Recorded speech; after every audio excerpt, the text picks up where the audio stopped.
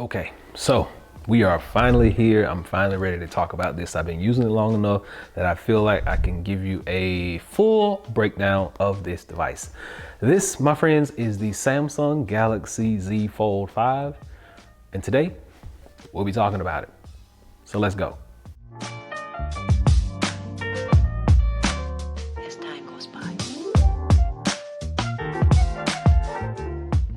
We got it here in hand. This is it.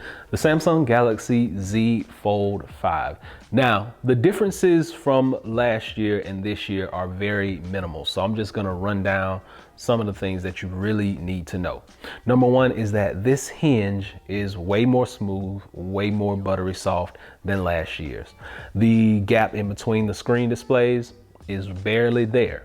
So last year we had an actual noticeable gap in between, and this year you can barely even see that gap. So that's going to cut down on your dust, dirt, debris, and all that stuff getting in between these two displays and having any issues.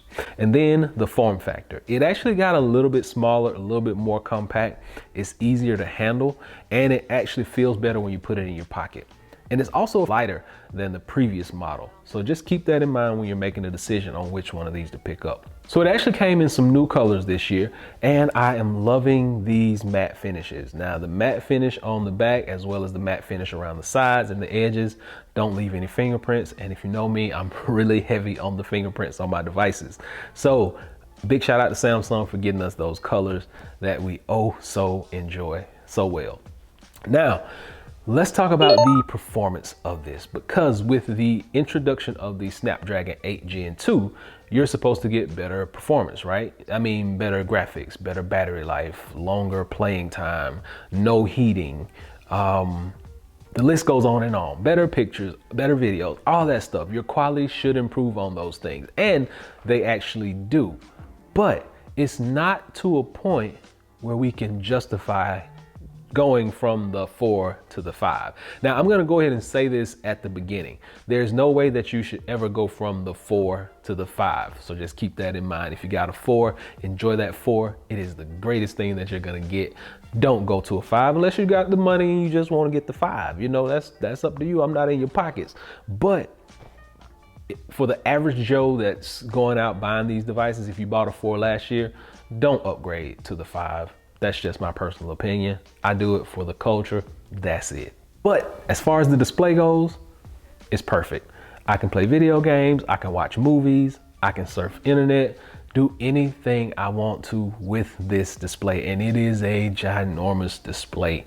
It lets me basically get anything done that I need to do. And it's 120 hertz refresh rate. So you're getting the best quality out there right now. And then when it comes to multitasking and productivity, this phone is king. Like, I can have 4 apps open at one time, YouTube playing, something going over here, typing something, and not to mention DeX. I can either plug this up to a monitor, or I can wirelessly send it directly to a monitor and use DeX mode and basically have a computer on the go. This really comes in handy, like when I'm just coming in, I can turn DeX on and sit down at my monitor, my Samsung monitor, of course, and then I can just be productive and do whatever I need to do, get it out of the way, pick my phone back up, and I'm back out the door.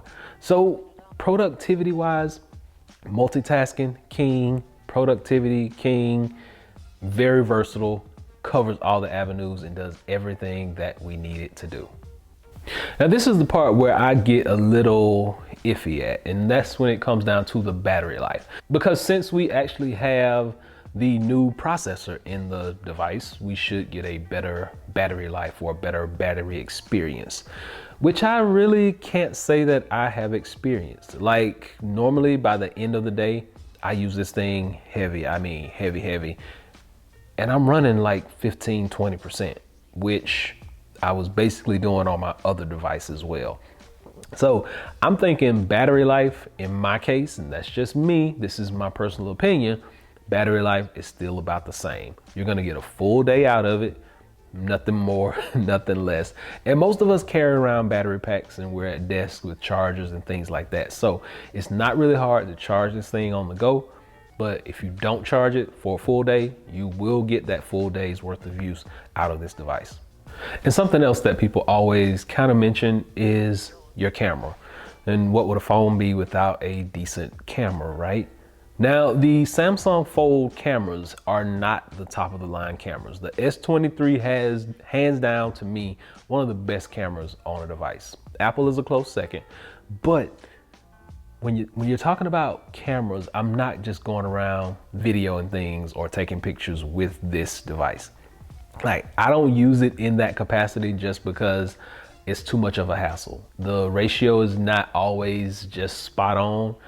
Sometimes your object will be like over a little too far and you gotta kind of crop it and change things. I just don't like going through all of that. So I would rather, and people are gonna hate me for saying this, but I typically carry two phones with me.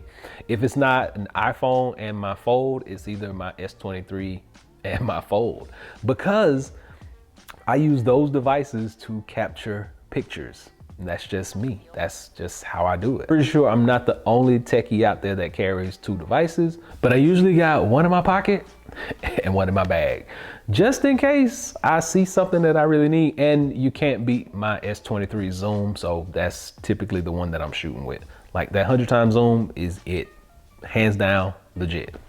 And when it comes to accessories, this is another issue for me, because we've had 5 generations of this device now and we still do not have an S Pen on the inside. So Samsung, I've seen leaks and heard rumors and things like that, that the 6th iteration of this will have the S Pen.